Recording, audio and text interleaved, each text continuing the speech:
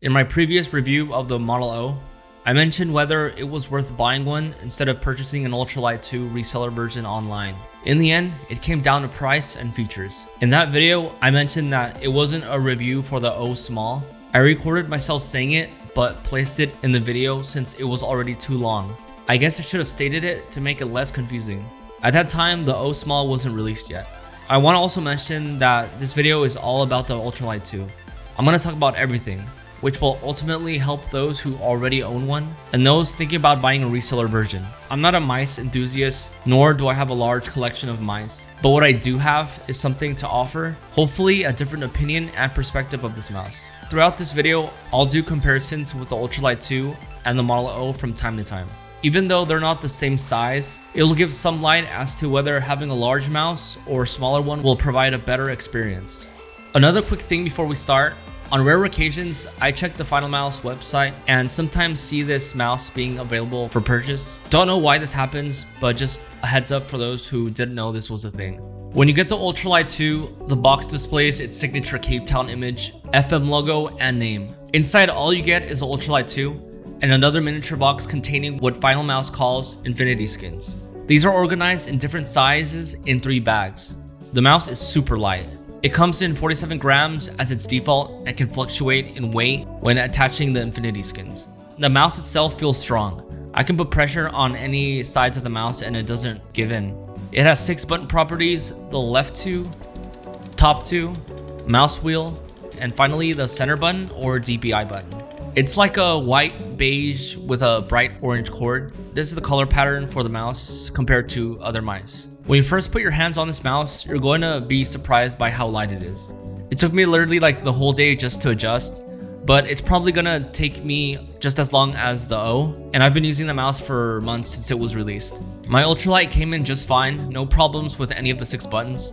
With the DPI button, you have 4 options of 400, 800, 1600, and 3200.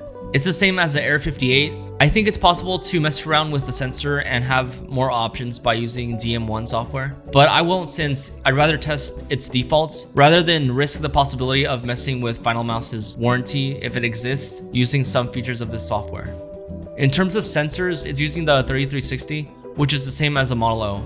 Its polling rate is 500 Hz compared to the Model O, which is capable of touching 1000.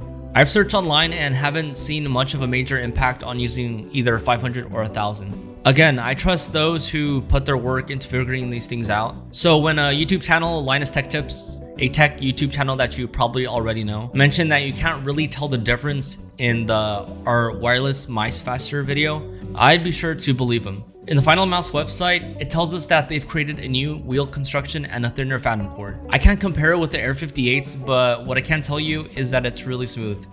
It's a softer approach when compared to the O.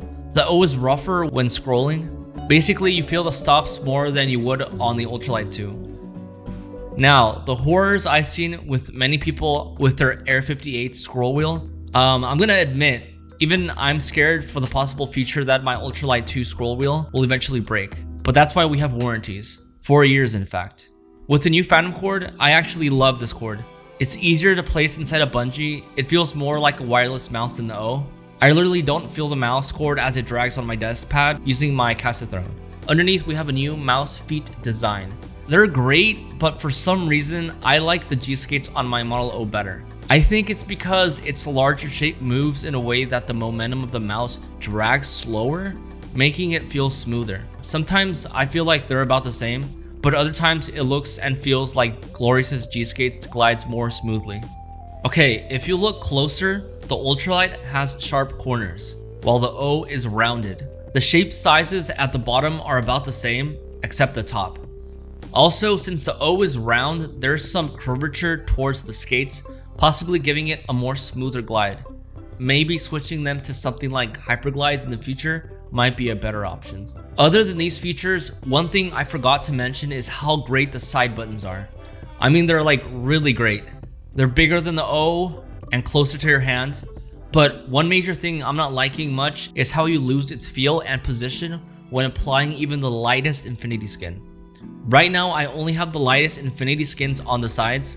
I did this to see whether I notice anything when applying the minimum infinity skin option. What I noticed was how the side buttons almost flatten out with the skins. I don't like this, and the more you add, the further you're away. Maybe that's the reason why they made the buttons bigger in the first place. Another thing I found out, when holding the mouse, I felt like I needed to apply a palm infinity just enough to rest my hand a bit. There's something about not having to rest my palm that makes me crazy. Because of this, I don't recommend people with large hands as its default. Otherwise, you'd be forced to use a fingertip style, which even I'm not used to. I'm sure you'd be able to recreate your mouse by stacking the skins, but to me, it just doesn't look good. It's a little weird placing the bottom foam. I felt like it needed better measurement. Even the left side is cut a little, but it doesn't bother me that much. Prolonged use of the foam skins also leaves this like residue when you remove it between 24 to 48 hours. It's an absolute pain to get rid of. To me, I love the grippiness of the infinity skins. I just wish it covered the whole mouse instead. The skins come in 1.2, 2.0, and 2.5 millimeters, with the exception of the top being 1.0 millimeter on all three bags. With 9 skins, you can create an insane combination which would create an Ultralight 2 monster. Two things I like to point out is that since this mouse is seen as a premium product, it would have been cool to see the infinity skins be put in a hard plastic container to make it feel more premium instead of just plastic bags. Second, I don't see anybody not using the mouse without its infinity skins, especially since it helps with grip. Its adhesive is 3M, which makes it sticky but reusable. But after 24 hours, removing will cause you to pull a little bit harder and you'll see the stickiness diminish a little bit, but you'll still be able to apply it normally. I really don't see many of us switching back and forth to different infinity skin pattern placements. Just stick to one, and if you feel like it needs something, then just add one infinity skin and see how that goes. You know, like experiment. One thing Finalmouse could have done, or someone out there, was to create a chart of different ways to use the infinity skins, such as cloning mice shapes to things like creating interesting skin placements that can hopefully maybe like perfectly match your hand size. I don't know, I think this is a good idea, but what do you guys think? Do you guys think making an infinity skin chart like this is a great idea? If you can, just tell me like in the comments below. Yes, this mouse is the lightest and smallest I've ever owned. It takes time to adjust, but any smaller, I don't think anybody would go for. It's made for small to medium-sized hands, and it might have some comfort issues for larger hands, but with the foam skins, this could easily be fixed. But is it worth buying from a reseller above its retail price? If you missed Finalmouse's Air 58 and always wanted a branded Finalmouse, with the inclusion of owning the lightest mouse with a small size shape, plus making it the first to use reusable foam skins to customize its overall design shape, then yes. But at its higher price, I just don't see the point. Especially if you're really worried about spending your money, knowing companies like Glorious's Odin, Razer's Viper, Zowie's My Series, and Logitech changing the mouse game. There will always be better value options out there than buying someone else's package a second time. But in the end, even with a 4-year warranty and prayers that our mouse wheel doesn't break in the future, hopefully that won't happen, we'll all probably just end up putting money on a Logitech G Pro Wireless and call it a day.